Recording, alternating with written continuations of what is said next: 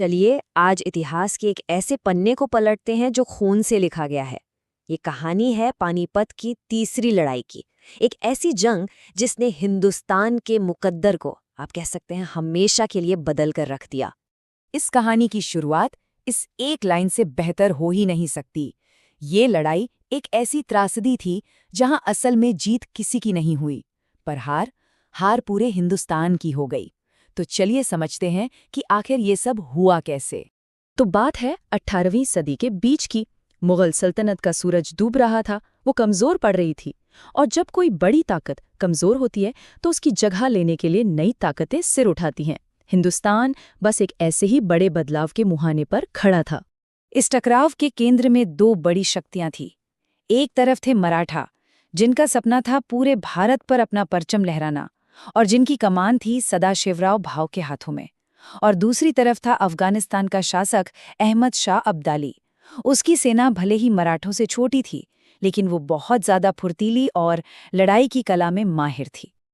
और फिर वो हुआ जिसका सबको इंतजार था। दोनों विशाल सेनाएं पानीपत के उसी ऐतिहासिक मैदान पर आमने सामने आ खड़ी हुईं। लेकिन यहां सीधी लड़ाई नहीं हुई। नहीं, मामला एक लंबी और जानलेवा घेराबंदी में बदल गया। और शायद इसी घेराबंदी ने लड़ाई का नतीजा पहले ही तय कर दिया था। यहीं पर मराठों से एक बहुत बड़ी भूल हो गई। उनकी सेना तो बहुत ताकतवर थी, लेकिन वो अपने साथ हजारों की संख्या में अपने परिवार वालों को और आम लोगों को भी ले आए थे। इस एक फैसले ने उनकी सेना की रफ्तार को लगभग खत्म कर दिया और खाने पीने का यानी रसद का बोझ कई गुना बढ़ा दिया। और ये घेराबंदी कोई एक दो दिन नहीं बल्कि महीनों तक चली।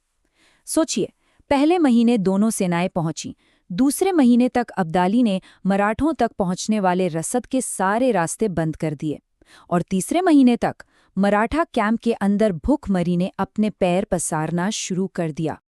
अब लड़ाई सिर्फ तलवारों और तोपों की नहीं रह गई थी। नहीं, एक ज्यादा भयानक और ना दिखाई देने वाला दुश्मन मराठा खेमे में दाखिल हो चुका था।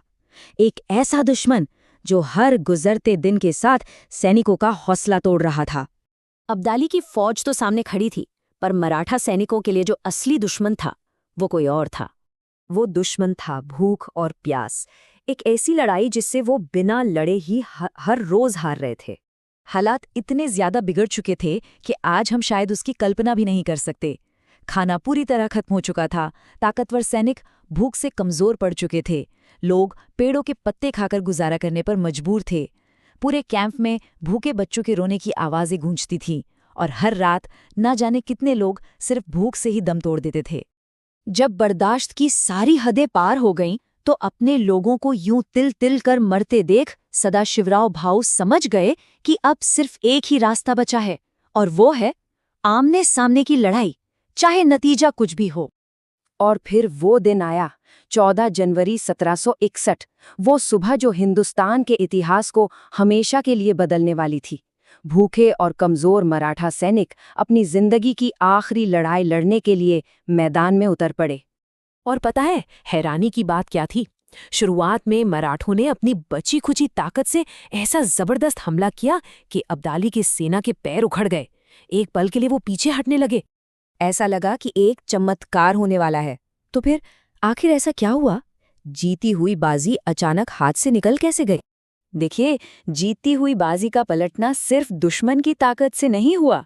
उस दिन मैदान पर कुछ ऐसा हुआ जिसने मराठों की किस्मत पर हमेशा के लिए ताला लगा दिया। वो था विश्वासघात। और फिर वो हुआ जो सबसे बड़ा झटका था। लड़ाई के सबसे नाजुक मोड़ पर मराठा सेना के कुछ बड़े और अहम साथी मैदान छोड़कर चले गए। ये मराठों की सालों की राजनीतिक गलतियों और घमंड का नतीजा था कि वो अपनों का ही भरोसा खो चुके थे। इस एक धोखे ने मराठा सेना की कमर तोड़कर रख दी। इस धोखे के बाद अब्दाली की सेना को वो मौका मिल गया जिसका उन्हें इंतजार था। उन्होंने मराठों को चारों तरफ से घेर लिया। सदाशिवराव भाऊ अपनी आखिरी सांस तक लड़ते रहे, लेकिन जैसे ही वो वीरगति को प्राप्त हुए, सेना का मनोबल पूरी तरह से टूट गया। और फिर जो भगदड़ मची, वो भगदड़ नहीं थी, वो एक भयानक नरसंहार था। लड़ाई खत्म हो चुकी थी, पर जो मंजर पीछे रह गया था वो इंसानियत को शर्मसार करने वाला था। पानीपत की जमीन पर तबाही की एक ऐसी कहानी लिखी जा चुकी थी जिसे सदियों तक याद रखा जाना था। इस जंग में मारे गए लोगों की गिनती सोच से भी परे थी। सैनिक, उनके परिवार, बच्चे, औरतें, ऐसा अनुमान है कि 1 लाख से ज्यादा जानें उस एक दिन में चली गईं। एक पूरी पीढ़ी उस मैदान में खत्म हो गई। पानीपत का वो मैदान लाशों से पट चुका था। ये सिर्फ एक सेना की हार नहीं थी, ये पूरे हिंदुस्तान के एक बहुत बड़े सपने का टूटना था। इस हार ने भारत में एक ऐसा खालीपन पैदा कर दिया जिसका सीधा फायदा उठाकर अंग्रेजों ने धीरे धीरे पूरे देश पर कब्जा कर लिया। और आखिर में पानीपत की ये लड़ाई हमें एक बहुत जरूरी बात सिखाती है। कभी-कभी युद्ध जीतने से ज्यादा जरूरी होता है उसे समझना, ये सोचना कि ऐसा क्यों हुआ, ताकि इतिहास से मिले इन सबकों को याद रखा जाए और भविष्य में ऐसी गलतियों को दोहराया ना जाए।